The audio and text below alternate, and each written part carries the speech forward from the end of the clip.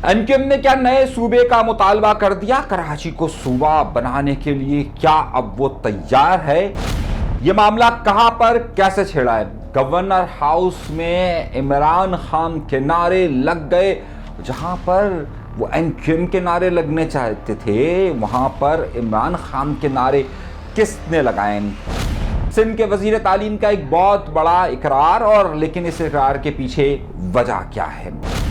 इससे पहले कि मैं अपने प्रोग्राम का बाकायदा आगाज करूं, आपको बहुत बड़ी और अहम खबरें देने वाला हूं। और बहुत बड़ी और अहम खबर यह है कि एनकेएम पाकिस्तान के एक हाई ऑफिशियल ने यह कहा है कि सिंध की तकसीम होनी चाहिए और कम से कम यहां पर 3 सूबे बनने चाहिए। एनकेएम पाकिस्तान ऑफिशियली कभी भी ये स्टेटमेंट नहीं देती, लेकिन अब अगर वो ऑफिशियली ये स्टेटमेंट दे रही है कि जनाब सिंध में 3 सूबे बनने चाहिए, तो क्या इस स्टेटमेंट को ऑफिशियल स्टेटमेंट समझा जाए? इस सूरत हाल में कि जब सिंध के अंदर कैनाल की एक बहुत बड़ी मूवमेंट चल रही है, और इसकी हकीकत क्या है, जबकि इसके पीछे के पसे पर्दा बहुत सारे राज मैं आपको बताऊंगा। एक वीडियो बहुत ज्यादा वायरल हो रही है कि जनाब गवर्नर हाउस में इमरान खान की हिमायत में नारे लग गए। ये इमरान खान की हिमायत में नारे क्यों, किसने, किस लिए, किस वजह से लगे, और इसके पीछे क्या है? गवर्नर सिंध को क्यों कूदना पड़ा, और फिर गवर्नर ने किसके नारे लगाए? पिछली बार उन्होंने किसी और के नारे लगाए थे, लेकिन इस बार किसके नारे लगे? यह भी बड़ा इंपॉर्टेंट नुक्ता है कि वहां पर मामलात क्या हुए। बहुत बड़ी 2 बड़ी खबरें आपके सामने मैं रखने वाला हूं, चौंका देने वाले इंकशाफात आपके सामने रखेंगे।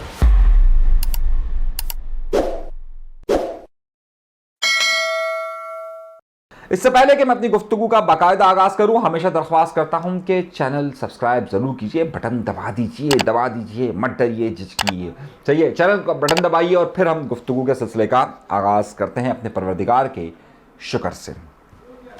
एनकेएम के एक रहनुमा, साबिक एनकेएम के एक रहनुमा रहे हैं, लेकिन आजकल पाकिस्तान पीपल्स पार्टी के अंदर हैं। उनका नाम है रजा हारून। रजा हारून ने पिछले दिनों एक पॉडकास्ट के अंदर कहा कि एनकेएम ने अपनी तारीख में कभी भी ऑफिशियली, कभी भी किसी जगह पर भी ऑफिशियली ये नहीं कहा कि सिंध को तकसीम किया जाए और कराची को सूबा बनाया जाए। अच्छा, जब हमने भी चेक किया था तो ऐसी करारदाद कभी भी एनकेएम ने अपने उरूज के अंदर भी नहीं दी है। लेकिन एक बड़ा मामला हुआ है, और बड़ा मामला इस सेंस में हुआ है कि पिछले चंद दिनों से इस्लामाबाद के अंदर ये बाज़गश्त बहुत ज़्यादा सुनाई दे रही है कि तमाम जगहों पर, तमाम सूबों को तकसीम किया जाए और उसको छोटे छोटे इंतज़ामी यूनिट बनाए जाए।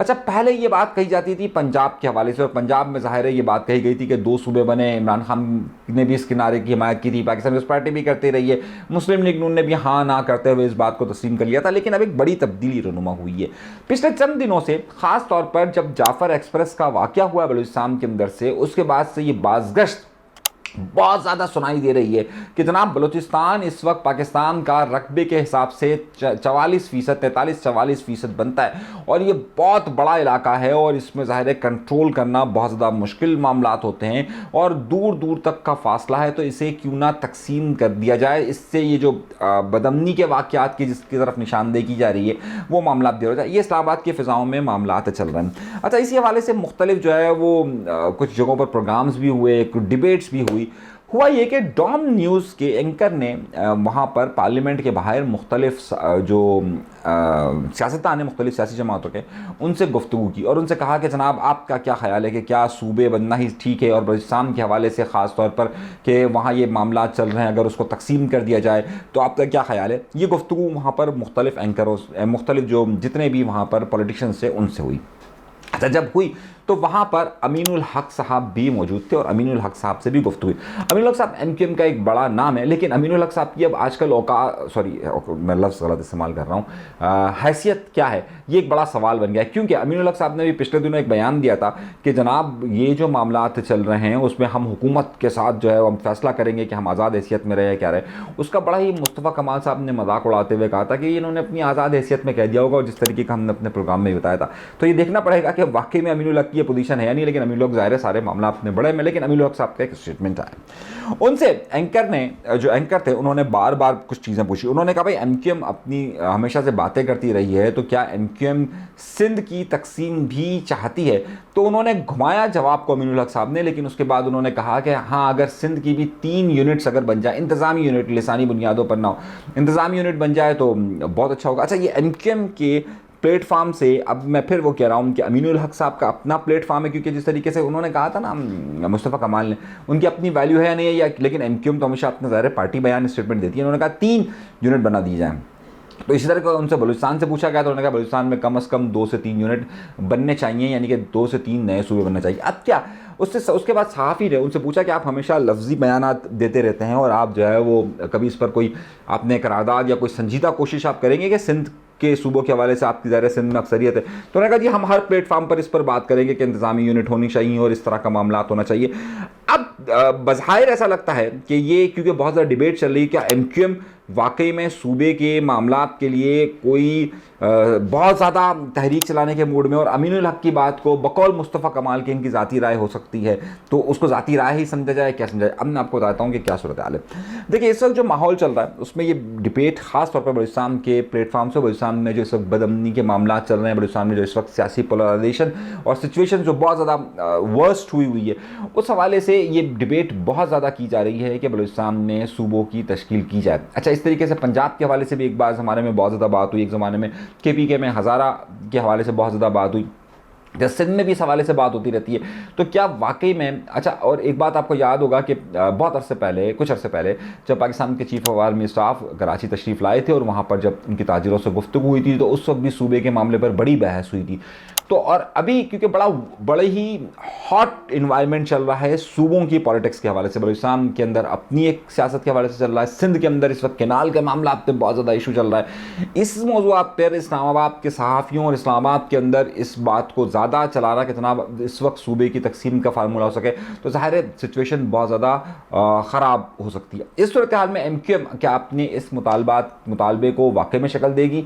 मेरा ज़ाती ख्याल है कि सहाफ़ी का ज़बरदस्ती का एक सवाल था, यानी कि ज़बरदस्ती वो इस सवाल का जवाब नहीं देना चाहते थे, लेकिन ज़ाहिर है सहाफ़ी अब वो खड़ा हुआ, उनको जवाब तो देना है। अच्छा, उस सहाफ़ी ने बार बार 2-3 बार उनसे ये पूछा। तो मेरा अपना ज़ाती ख्याल यह है कि अमीनुल हक साहब जो हैं वो और एमक्यूएम की इस वक्त पॉलिसी इस तरफ नहीं होगी कि टकराव की तरफ वो जाए, ख़ासतौर पर पाकिस्तान पीपल्स पार्टी से इस वक्त टकराव की तरफ जाए, और एमक्यूएम इस वक्त जो सिंध के एनवायरनमेंट है उसके मुताबिक इस तरह से आए, तो ज़ाहिर बहुत सारी सिचुएशन हो सकती है। तो मेरा ख्याल है कि अमीनुल हक रास्ता काट रहे थे, लेकिन वो रास्ता नहीं निकला, और वैसे भी बकौल मुस्तफ़ा कमाल के ये इनकी ज़ाती बात होगी, तो ऐसा कुछ होता हुआ नज़र नहीं आ रहा। एक मैं ख़बर आपको दे रहा हूँ, इस खबर को आप ज़रा सा समझिए।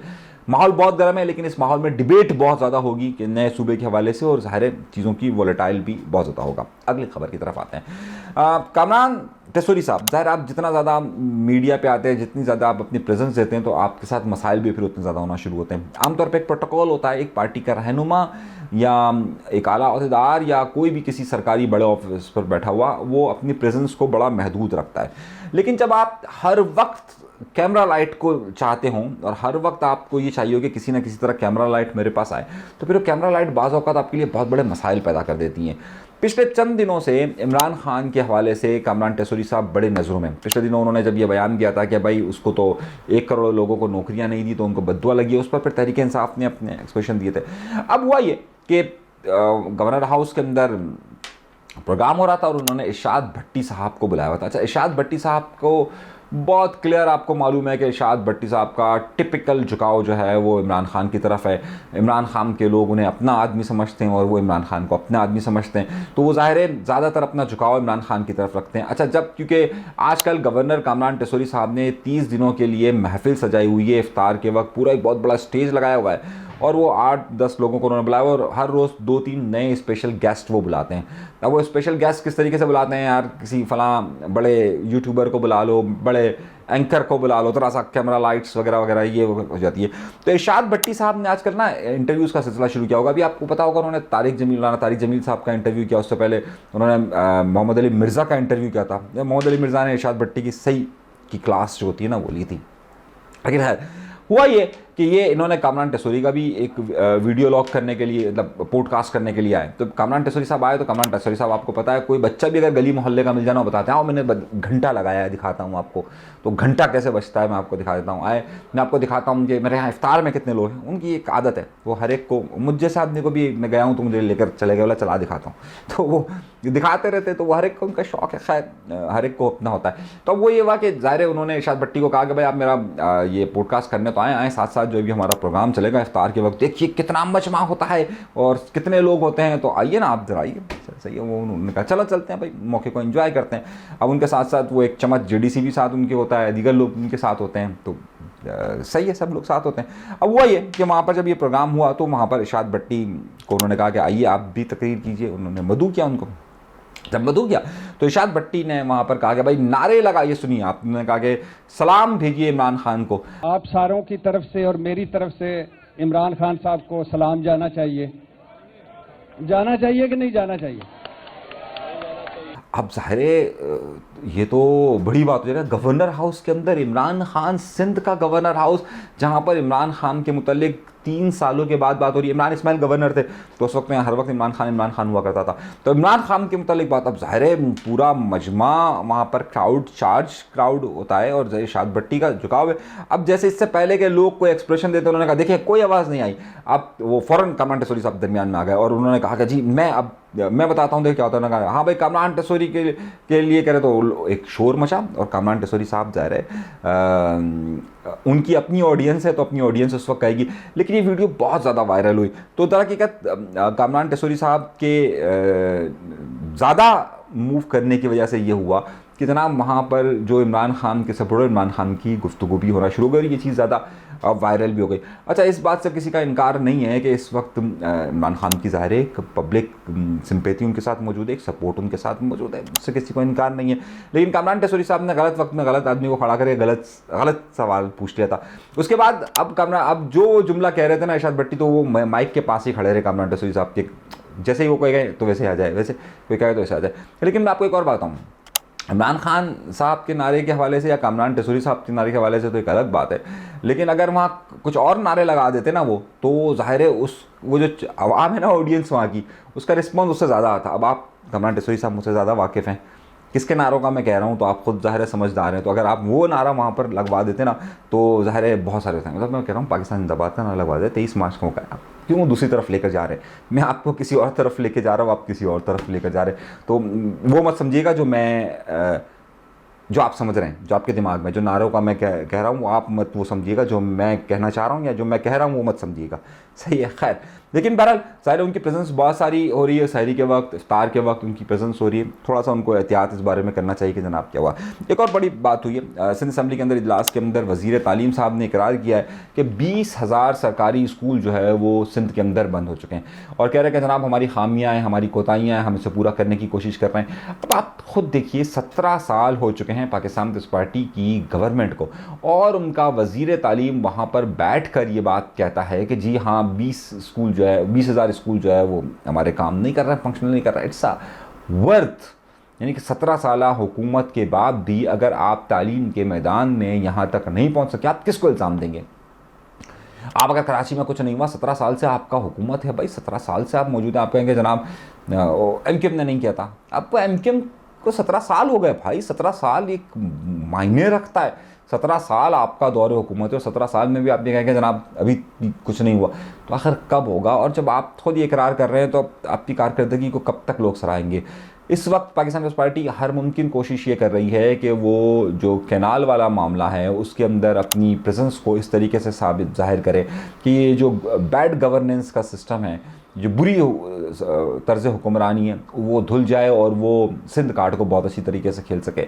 मेरा नहीं ख्याल कि पाकिस्तान पीपल्स पार्टी इसमें मज़ीद ज़्यादा कामयाब हो सकेगी। इतना ज़्यादा आप कब तक आखिर आप सिंध कार्ड को खेलते रहेंगे, कब तक आप सिंध कार्ड पर चलते रहेंगे? मोहतरमा बेनज़ीर भुट्टो साहिबा की शहादत के वाक़े को आप 17 साल से कैश करवा रहे हैं। अगर कारकर्दगी के हवाले से देखा जाए तो ज़ाहिर है ज़ीरो। एक बात ये भी कही जाती है कि जनाब कारकर्दगी पे कौन सा वोट मिलता है, या तो बयानिए पर या फिर कहीं और से वोट मिल जाता है, तो सिर्फ उसी तरफ देख लें भाई, फिर आप छोड़ दिए सारे मामलात को। खैर, ये मामला सारे पर गुफ्तगू होगी। 3-4 और ख़बरें थी मेरे पास, लेकिन वक्त कम है और मुकाबला बहुत ज़्यादा सख्त है। अभी के लिए इतना ही रखते हैं, बाकी फिर कभी इस पर मज़ीद गुफ्तगू होगी। इजाज़त दीजिएगा। चैनल सब्सक्राइब नहीं किया, सब्सक्राइब का बटन ज़रूर दबाइए। इजाज़त दीजिए, अल्लाह ने के बाद।